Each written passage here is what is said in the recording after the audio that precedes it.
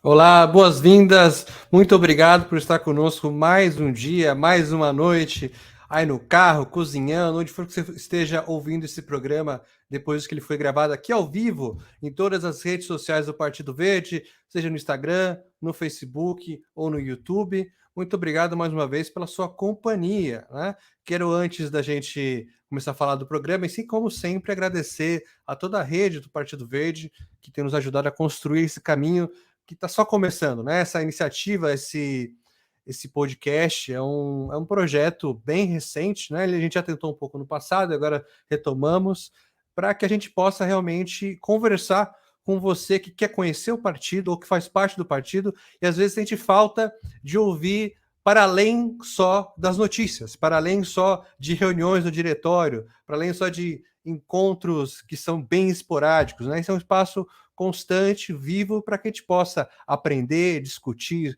sugerir, criticar, junto com todo mundo que quer realmente construir um país melhor nesse partido que nós entendemos, quanto filiados, que é um partido necessário.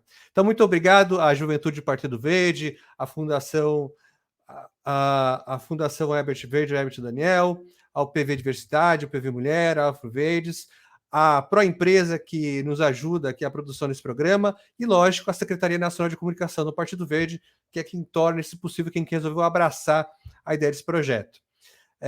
Bom, sobre um assunto dessa semana, né? Antes eu posso ir para a nossa torta, nosso prato principal. Uma coisa, vou falar de alguns aperitivos, alguma coisa que aconteceu, e também pedir para você que está acompanhando, já se inscreveu no nosso canal no YouTube? Já segue a gente no Instagram, no Facebook? Por favor, isso ajuda muito a gente, ajuda que você não perca a oportunidade de ouvir a gente, que você possa participar também e que a gente possa alcançar outras pessoas, né? Você pode seguir também a gente lá no Spotify para que os episódios sempre apareçam para você. Enfim, queremos muito contar com a sua presença, sua participação. Bom, essa semana a gente aprendeu, né? Semana passada a gente aprendeu com o deputado Gilmar que ontem, no dia 26, aconteceu uma sessão conjunta do Congresso para votar o projeto que viabiliza, então, o piso da enfermagem no Brasil. Ele foi aprovado, tem algo que a gente tem que celebrar muito, mas, infelizmente, o veto do ex-presidente foi mantido, que é justamente sobre o reajuste do piso, né? Então, tem a questão do reajuste e como vai ser feito o reajuste desse piso a cada ano. Não sei se vocês lembram, né? O deputado Gilmar tinha falado para a gente que ia ser baseado no Índice Nacional de Preço do Consumidor, o INPC, que muitas empresas, organizações utilizam como base de reajuste anual. Então, isso foi vetado, né? Um deputado que foi contra esse veto, foi pela derrubada desse veto, foi o deputado federal Célio Stuart, que é do PV, e ele já apresentou um projeto de lei para garantir esse reajuste anual. E aí, pegando aqui parafraseando as falas do deputado Gilmar nas suas redes, né? O porquê que é importante esse reajuste ser estabelecido por lei? Para que não fique, né, uma ferramenta populista dos deputados, enfim, de quem estiver no Congresso, para ficar tentando usar isso como barganha com a classe, para que esse reajuste seja feito a cada ano, né? Então, sendo garantido por lei, não há essa ferramenta de barganha, não há essa ferramenta de aproveitamento da necessidade de ser feito o reajuste todo ano, né? Então, por isso que é importante ser regulamentado e não ficar só a uma negociação eterna com quem tiver no Congresso. Bom, agora indo para o nosso assunto, né, do dia, lembrando, se você quiser comentar esse assunto ou o que a gente vai falar agora na torta de climão, lembre-se que você pode fazer um comentário, pode dar sua opinião, pode dar seu testemunho, pode fazer uma pergunta, né, trazer suas dúvidas. Estamos aqui para isso mesmo. Hoje o nosso tema vai ser sobre referente, né, como que a gente pode enfrentar essa onda que a gente viu recente de vários casos, né, ou então tentativas de acontecimentos de violência em colégios, né, de violência contra alunos e professores nas escolas, todas por enquanto públicas. É um tema que a gente vai trazer hoje, que é sobre a cultura de paz e a segurança nas escolas, né? Cultura de paz é um tema que faz parte do DNA do Partido Verde, né? E autoridades têm anunciado ações preventivas e protocolos na segurança a serem realizados nas escolas. Porque Porque após todas as tragédias recentes em instituições de ensino, tem alimentado uma cultura de violência, de ódio, intolerância, agravado por problemas com plataformas digitais, né? Por isso que, inclusive, grandes meios de comunicação vieram a público dizer que não mais vão dizer quem foram esses autores, né? Não vão não vão colocar luz no nome dessas pessoas para que elas não possam inspirar outras pessoas que busquem, né? Fazer algo, possam servir, infelizmente, como inspiração para outros atos. Então é importante que a gente possa discutir medidas de segurança que possam e devem ser tomadas o quanto antes. Então, na semana passada, como eu disse no início do programa, né, como um pequeno aperitivo, é que o ministro da Educação destacou as medidas que já estão sendo tomadas por um grupo de trabalho que foi criado pelo governo federal para atender e prevenir a violência no ambiente de ensino. Entre eles estão o desenvolvimento e recomendações para a proteção e segurança dos ambientes escolares, um programa de treinamento para secretarias estaduais e municipais, secretarias regionais de educação, gestores escolares, professores e a comunidade escolar.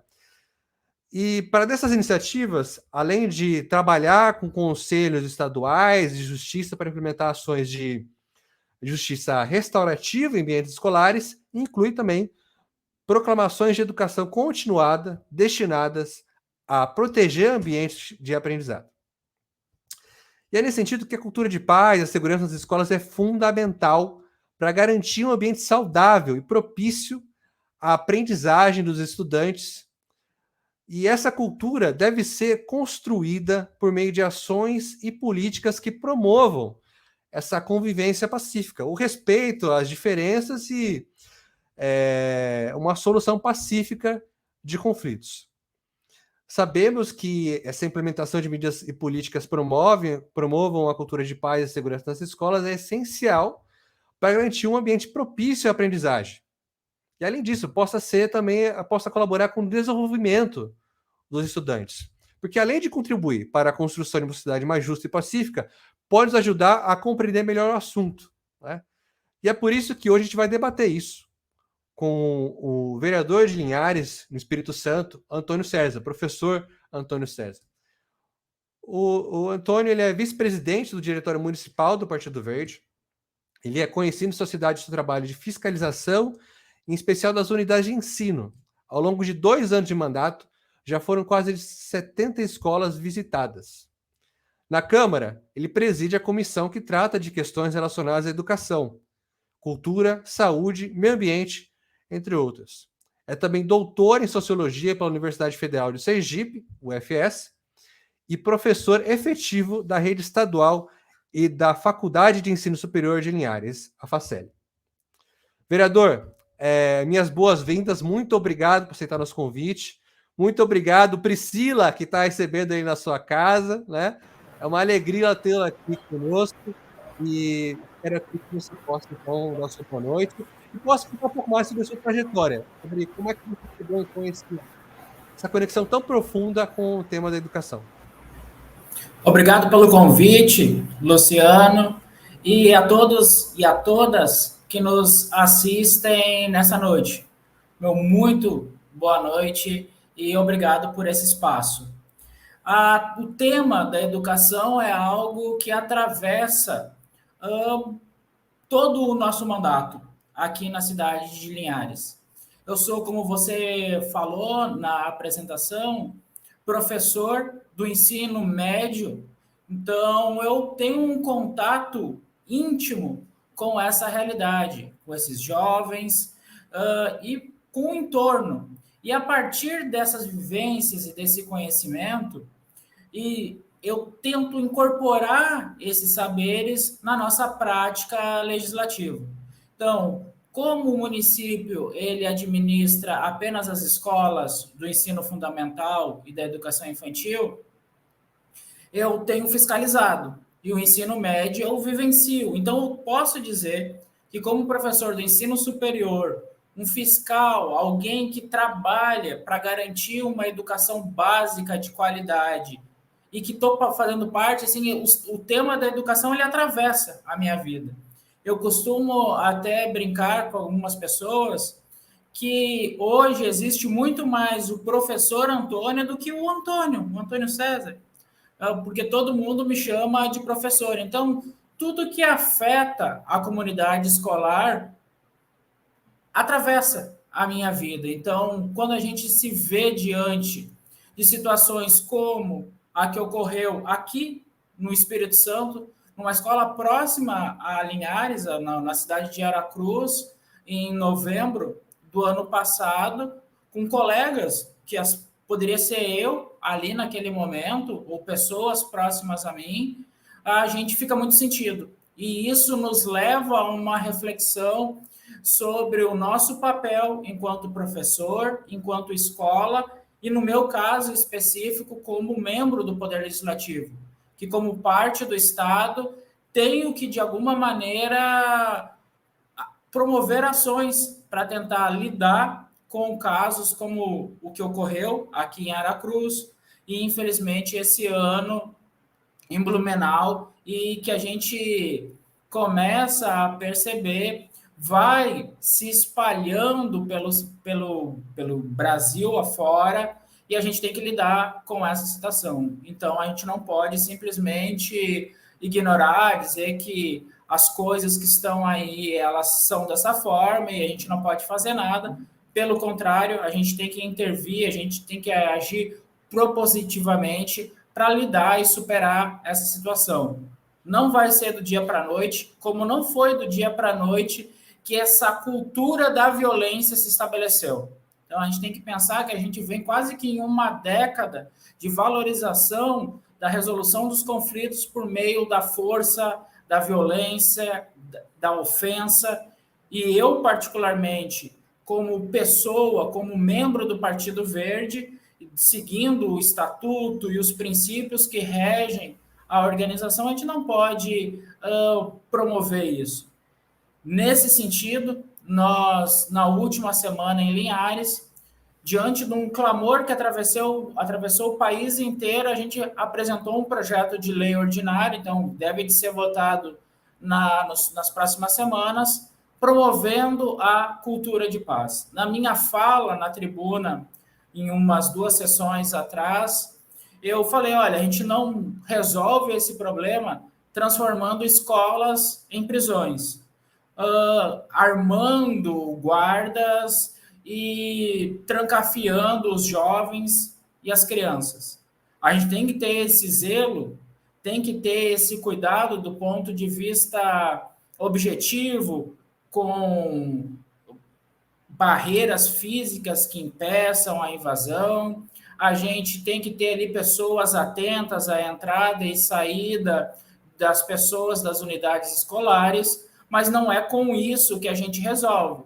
Se a gente tem ali uma subjetividade atravessando as relações marcadas pela violência, pelo desrespeito, ou muitas vezes um clima de opressão e que impede que as diversidades e que o pensamento se desenvolva no ambiente escolar, e uma comunidade violenta não serão muros, grades e guardas que vão impedir que tragédias como essas se aconteçam. Então, nosso projeto da cultura de paz vem nesse sentido, apresentar um conjunto de protocolos que garanta à escola e ao poder público medidas para, do ponto de vista prático, evitar que novos casos aconteçam, e se, em alguma medida, situações como essa se desenvolvam, a gente possa saber como lidar, Luciano. Evitar que as escolas se tornem prisões, porque tem muita cidade, né, que resolveu como reagir, uma reação rápida, né, até para dar uma resposta ao público, resolveu já mobilizar para ter mais guarda. Teve gente em estado falando que é para ter policial em tudo canto, né? E eu queria te ouvir, assim, indo nessa linha da transição, ou até os lugares onde, até como inspirações, né?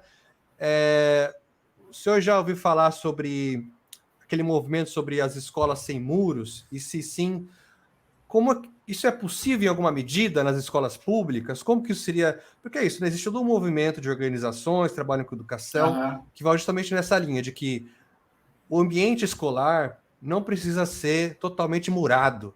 Tinha que ter um espaço onde, ou tem que ter um momento no futuro, um momento no Sim, espaço, onde a escola pode ser um ambiente de comunidade escolar mesmo, né? claro. E, e aí eu queria entender contigo, o que precisa acontecer na sociedade, o que precisa acontecer num local para que a gente possa parar, é isso, né? Como é que a gente pode parar de usar a frase a criança não pode ficar na rua, tem que tirar a criança da rua, né? Mas antes de passar Aham. para você a sua resposta, eu tenho que fazer aqui uma errata, né? Que o deputado Célio Studart não está mais no Partido Verde. Para mim é surpresa, porque eu fui no perfil dele, é a cara do Partido Verde. Então, o deputado, por favor, retorne, porque a Volta? sua proposta vai bem na linha do que a gente defende mesmo, né? Basta ver o que o Gilmar falou aqui no nosso último programa. Então, feita errata e o convite para o retorno, quero passar então para que você possa comentar um pouco disso, sobre. Claro. A gente já volta para a questão do que causa essa violência e tal, mas vamos Uhum. primeiro para uma inspiração e para um cenário positivo do que a gente precisa construir para chegar lá. Sem dúvida. Como eu havia mencionado antes, essa não à toa, se a gente pegar aí de 2002 até dezembro do ano passado, a gente vai ter 22 casos de invasões à escola. Se a gente pegar de metade de 2000, a segunda metade de 2022 até agora, a gente vai ter 16 casos e a maior e 72% dos casos que envolveram situações que levaram à morte, a casos extremos nesse período. Então, a gente vem num acúmulo de situações que vão, assim dizer, criam no imaginário das pessoas que, vão assim dizer, vão validar a ideia da violência como forma de resolução de conflitos, o modo, vamos assim dizer, normalizado de lidar com as situações do cotidiano. E a gente sabe que as escolas, elas são atravessadas por conflitos. Eu cito aqui, por exemplo, a escola que eu trabalho, o Emílio de Macedo Gomes, em Linhares, é uma escola de ensino médio. Nós temos 2.000 alunos. Você calcula 2.000 alunos na manhã e na tarde convivendo com uma centena de professores. É inevitável que os conflitos ali se estabeleçam, porque você tem realidades socioeconômicas diferentes, você tem ambições e na sua vida diferentes, você tem projetos de vida ali que muitas vezes um não se aproxima do outro na mesma turma. Então, as tensões e os conflitos vão atravessar. Agora, como a gente lida com isso?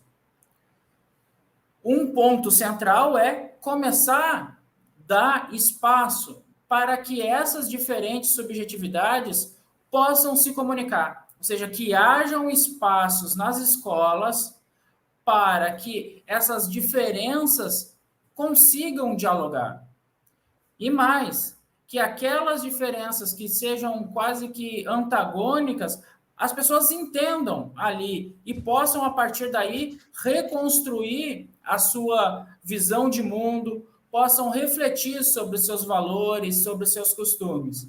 Eu venho da sociologia e a gente, desde no início, a gente aprende que, bom, o processo de socialização se dará em dois momentos, um na família e depois uma segunda na escola.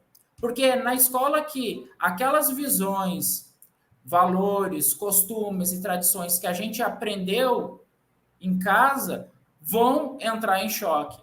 E a gente vai começar a refletir, a gente vai começar a rever, olha, será que aquilo que eu aprendi é a forma correta mesmo? Será que a gente lida com essa situação dessa maneira?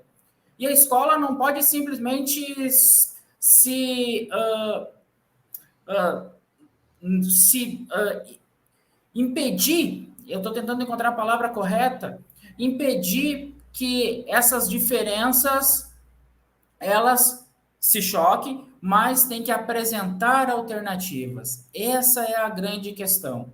Se ela aprende em um momento que a gente grita, que a gente ofende, que não tem importância você menosprezar o outro, a escola tem que colocar uma lupa nessa situação e fazer essas pessoas repensarem, mostrar que existem formas alternativas de lidar com isso.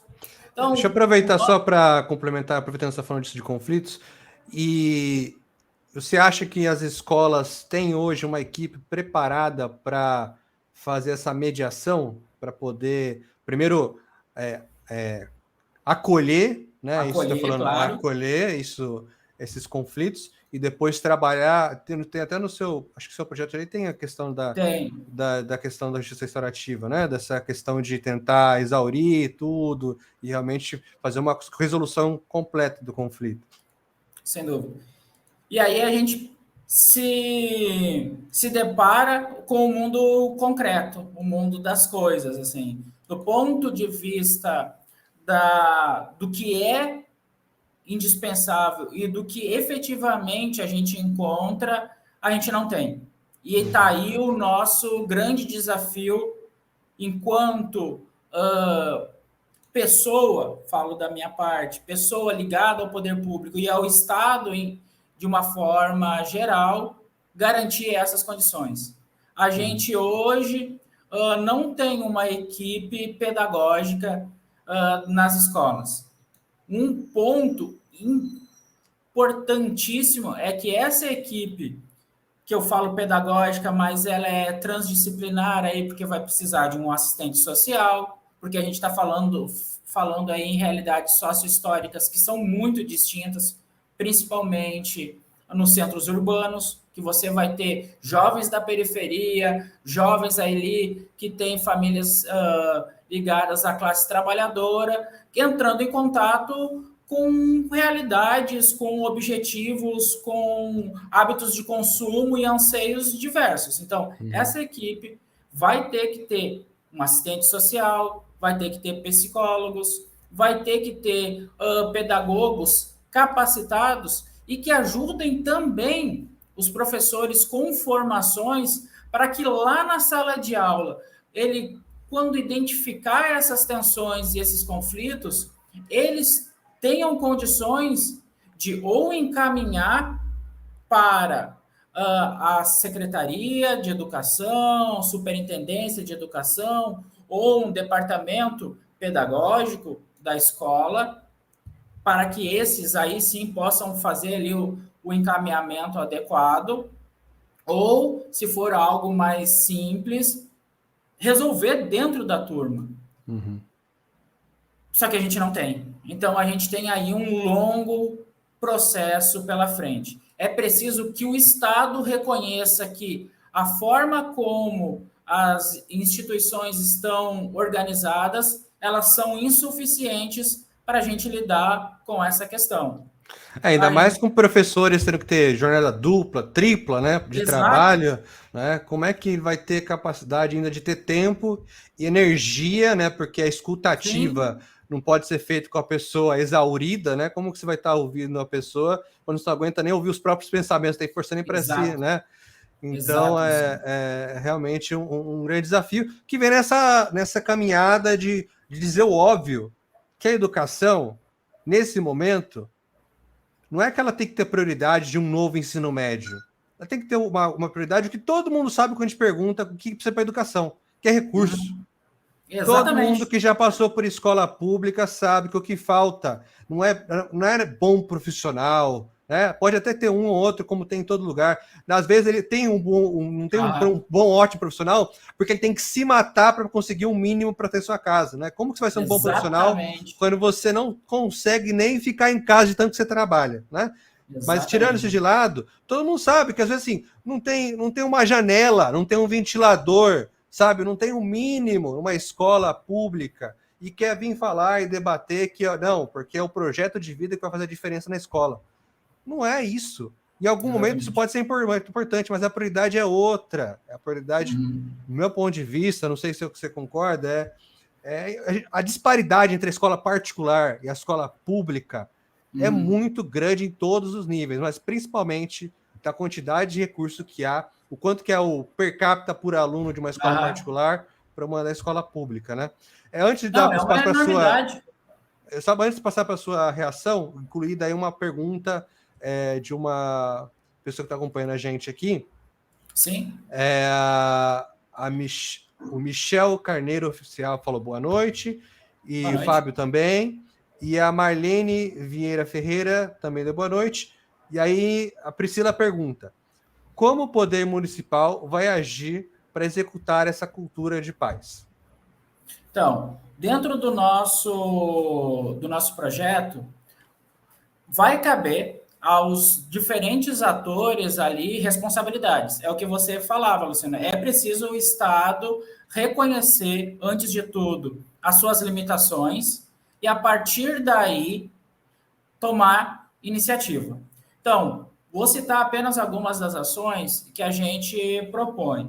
Então, como uma equipe multidisciplinar, como eu havia mencionado, psicólogos, assistentes sociais, pedagogos, identificando tensões, conflitos dentro do espaço escolar, ouvir essas pessoas, mediar e acompanhar. Esse é um ponto. Essa é uma forma de ação.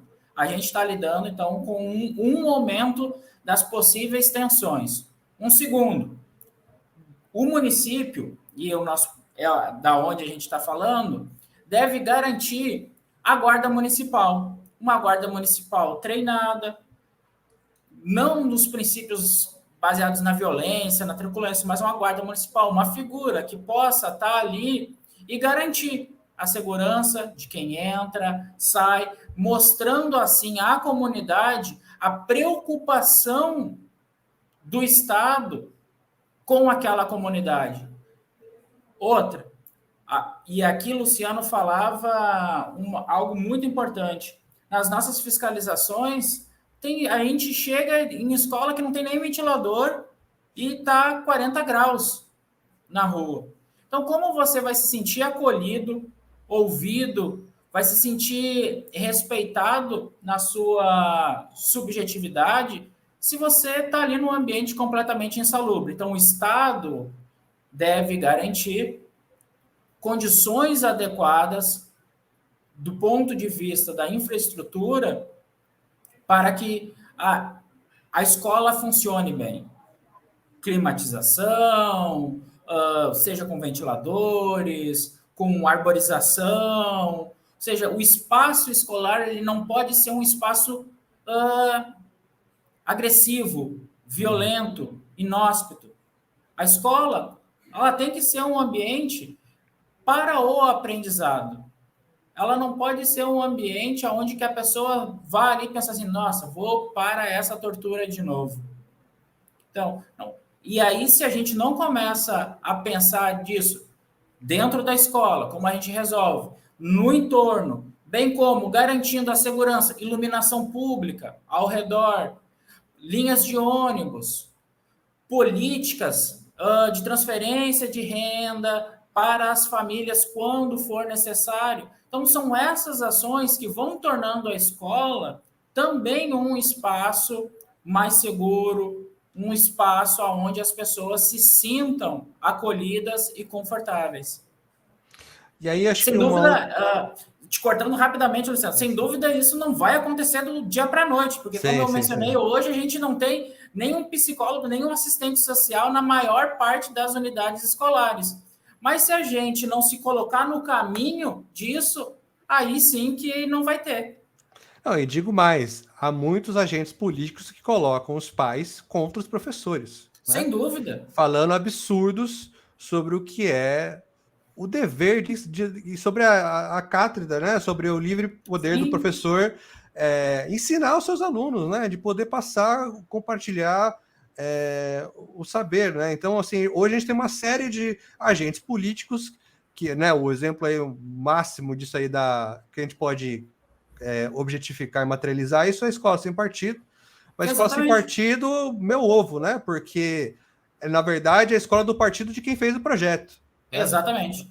Então, e a partir disso eles vão falando outras coisas. Aqui na cidade que eu moro, em Sorocaba, tem o prefeito daqui proibiu um livro, porque no livro, numa ilustração, explica que para conceber uma criança, o pai tem que ali fazer a penetração, né? Então, tipo, não é uma coisa erótica nem nada, é uma coisa Sim. biológica, né? Coisa totalmente biológica, né? Não é só porque não é uma cegonha, não é só porque não Exatamente. é ensinando errado que Uma bênção, assim. então é proibido. Mas assim, indo para um outro lado, ainda falando de pais, como é que essa relação, essa construção, esse restabelecimento dos vínculos com as famílias, ou então esse aprofundamento do vínculo com as famílias, pode ajudar, né, nessa construção da cultura de paz, e como é que a gente supera o desafio da desigualdade social, onde um pai, uma mãe, um responsável vai ter mais liberdade para estar na escola se ele tem uma condição financeira melhor, e aquele que não tem, não vai ter essa mesma liberdade para estar, né, nessa grande democracia que a gente vive, não vai ter essa mesma liberdade para estar na escola conversando sobre o seu filho e o seu ambiente escolar. Esse ponto que você traz nos leva a entender também a escola não como um ente isolado dos outros espaços do Estado. A gente tem que pensar a escola como um ponto dentro de uma rede de atendimento que deve ser oferecida pelo Estado. Ou seja, olha, aquela criança está lá identificada sofrendo algum tipo, por exemplo, de chacota pela roupa que está vindo, ou por não ter tido a condição de comprar algo que fora solicitado. Opa, vamos identificar. A assistente social vai identificar. Esse grupo faz o quê? Encaminha para a rede de atendimento, encaminha para o CRAS. Então, olha, aquela criança, tá sendo identificada que sofreu algum tipo de violência, chega com um hematoma, chega com um arranhado, recebe, olha, indica para o conselho tutelar, esse conselho tutelar vai acionar a rede de proteção, a vara da infância. Então, a gente tem que começar a pensar de forma sistêmica a participação da escola junto com os outros entes que compõem ali a presença do Estado. Então, você tem que pensar a Secretaria de Educação se comunicando com a Secretaria de Assistência Social, que se comunica com a Secretaria de Saúde, porque se a gente pensar de forma compartimentalizada a educação, a gente vai ver, não, então a gente faz o quê? Cerca mesmo, bota a grade, deixa as pessoas ali. Não, a gente tem que pensar de forma sistêmica. Olha só, temos um problema, a escola não vai ser também, não vai clinicar essas crianças, não vai clinicar esses professores também, a gente não pode sobrecarregar o universo da educação, e eu falo isso de cadeira, literalmente, porque eu vivo isso, a gente não consegue ter mais essa atribuição. Então, mas a gente faz o quê? Identificado, a gente encaminha, através de uma equipe preparada, para outros espaços que possam fazer essa acolhida e prestar aí o serviço público adequado. Porque é dessa forma que a gente vai mitigar as desigualdades. É o Estado atendendo aqueles que estão numa condição mais vulnerável e oferecendo a estas pessoas os serviços que talvez, ou melhor, certamente elas não teriam como comprar. E aí eu quero, ainda nessa linha então de como a gente vai resolvendo ou começando a construir esse caminho, né? A gente falou um pouco do seu projeto de lei. O que falta ainda? Ele já foi aprovado, está em vias e depois de aprovado, o que se espera que aconteça na cidade, né? Mas antes de passar a palavra, temos aqui um recado do Lucas Prete, dizendo que você é o melhor vereador do Espírito Santo. Agora vai...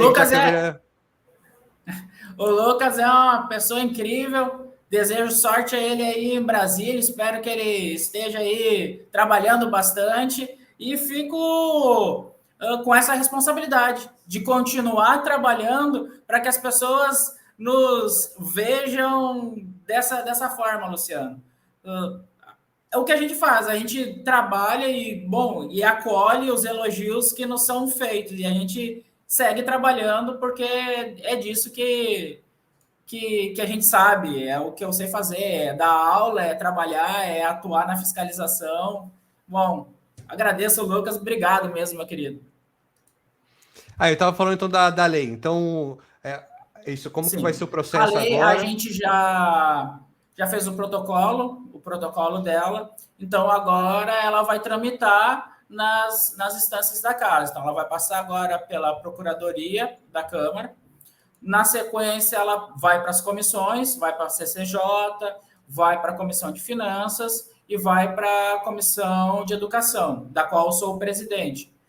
Uma vez aprovado, e isso vai levar em torno de uns 45 dias, porque cada comissão tem em torno de 15 dias para dar seu parecer, então no limite são 45, ela vai a plenário. Então, aí, com a maioria simples, metade dos votos mais um, a gente aprova, e aí tem um grande desafio que é a sanção ou veto do Poder Executivo, né? Uma vez que ele acolha o nosso projeto, ele, a partir daquele momento, pode despender ali os recursos necessários para colocar o projeto em execução ou ficar postergando. E aí a gente sabe que entra, e infelizmente a gente tem que dizer a dimensão política, né? Porque as pessoas querem ser lembradas pelas coisas, então, e nem sempre o bem público, o bem comum é o que é colocado como principal em situações como essas. Então, a nossa expectativa é que haja acolhida, principalmente que a gente vai trabalhar com uma pressão popular muito grande pela aprovação e depois pela sanção do prefeito, e que imediatamente a gente vai continuar fiscalizando, pressionando, porque não é simplesmente de vez em quando colocando um guarda na frente da escola que a gente vai resolver o problema da violência nas escolas, e muito mais vai fomentar um ambiente de paz. Uhum, exato. Bom, estamos chegando no final aqui, temos mais uma pergunta que veio pelo Instagram. Caroline, vereador, qual foi a situação mais chocante que você notou nas visitas às escolas? Olha, Linhares tem em torno de 104, 105 unidades escolares de CEINs a AMFs, escolas municipais de ensino fundamental, plurisseriadas do campo e da cidade. Foi uma do campo. E aí a gente tem que pensar que a gente fala muito sobre a segurança em escolas dos centros urbanos.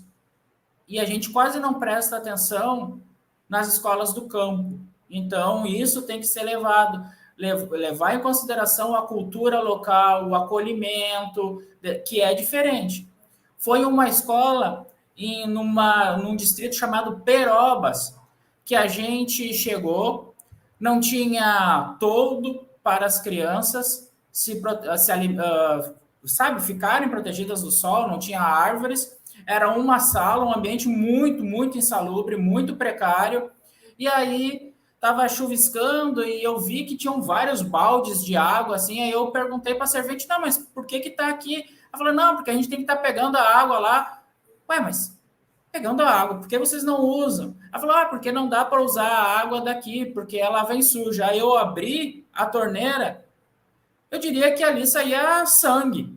Era a água completamente tomada pela ferrugem do encanamento.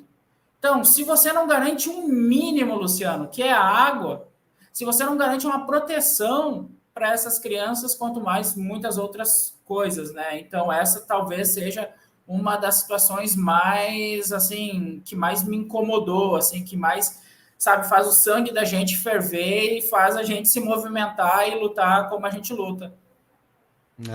Realmente, como a gente estava discutindo, né? Essa parte da estrutura, do investimento, para ter o mínimo, né? Para a gente poder então, começar a discutir outras coisas, realmente. Mínimo. É o que o nome já diz, né? Estrutural. Sem a estrutura, Exatamente. como é que você vai debater com qualidade as outras coisas, né? Mas, enfim, essa é uma coisa que a gente tem que constantemente lutar, apesar de, nos discursos, todo mundo concordar, mas na hora de Sim, aprovar o orçamento, na hora de ver para onde vai dinheiro, não é bem isso que acontece, exatamente. né? Para que pagar bem bando de professor esquerdista, né? Que vai doutrinar as crianças, né? Não Ah, pode fazer um negócio não, para desse. que eu vou investir na limpeza de caixa d'água? Se é lá no campo, tem 30 É, meninos lá é, que não tem nenhum futuro. É da é. forma como a gente enxerga o futuro dessas crianças que a gente pensa a educação. Se a gente não vê futuro nelas, a gente não vai investir. E é isso que eu tenho lutado, porque a gente tem que enxergar futuro. E se a gente enxerga futuro, se a gente reconhece esses projetos de vida, a gente tem que garantir as condições de infraestrutura, as condições pedagógicas, curriculares, para que aí sim a escola seja um ambiente valorizado, que o entorno seja um ambiente valorizado, que a gente efetivamente tenha uma educação, porque chega a época de campanha, todo mundo é a favor da educação, mas Uhum. quando a gente vai ver na prática, nada disso acontece. Na prática, vai comprar um aplicativo milionário que não vai servir para nada porque as pessoas não têm internet em casa, né? Ou vai fazer um acordo com uma grande fundação nacional que vai pagar É, uma Babilônia de dinheiro para é, botar índices e obrigar os professores a se desdobrarem 10 vezes mais só para preencher ali um indicador que de fato ele não reflete a situação da aprendizagem. é. Bom, mas vereador, muito obrigado pela sua participação. Quero agradecer a nossa a Proempresa duplamente, né? Temos a Priscila aí, temos a Agradecer a equipe Priscila, aqui. sem dúvida. Até agradecer a Secretaria Nacional de Comunicação por mais um episódio realizado e quero deixar que possa dizer então o seu último recado, mais Sim, algo que queira dizer para a gente poder encerrar o nosso episódio de hoje. claro, agradeço sim. Agradeço aqui a audiência de todo mundo que nos acompanha agora ao vivo e depois que posteriormente pode acessar a essa nossa conversa pelo YouTube ou pelo site do Partido Verde e reafirmar aqui a importância da educação, não só como um discurso vazio ou em momentos como o que nós atravessamos vira pauta, reafirmar a educação como uma forma de reconhecer as potencialidades das pessoas, ser uma forma de fazer com que elas consigam, assim, desenvolver todo o seu potencial. Porque dessa maneira, valorizando as pessoas, a gente vai ter, de fato, um Brasil melhor, vai ter um Espírito Santo, da onde eu falo, melhor, e uma Linhares, que é a cidade que eu sou responsável como vereador e fiscal do povo, melhor para todos e todas. E se eu permite, Luciano, um último segundinho, quiser conhecer um pouco mais do nosso trabalho que o Lucas mencionou, trazer seu comentário, sua crítica, porque é assim que a gente melhora e aprende, Antônio César, MS, no YouTube, no Instagram, no Facebook, no Twitter. Sigam a gente aí. Legal, muito obrigado, professor. Muito obrigado a todos vocês que nos acompanharam mais uma vez. Quero agradecer de novo aqui a Secretaria Nacional de Comunicação do Partido Verde, a Proempresa. Dizer que se você ainda não se inscreveu, já ouviu até aqui, toma aí 30 segundos do seu tempo, vai lá se inscrever no nosso YouTube, acompanhar, né, seguir no Instagram, ou poder ir lá também no Facebook, ou então só dar um like aí no episódio no Spotify. Quero dizer também que a semana que vem haverá o programa às 19 horas, mas não comigo, porque estarei de férias, né? Então, volto daqui a algumas semanas, mas teremos alguém aqui da nossa equipe, alguém daqui do Partido Verde, que poderá continuar a conduzir essas conversas no nosso podcast Todo de Climão. Sempre com um tema importante, saboroso, mas com uma pitada de acidez. Muito obrigado. Até o próximo programa.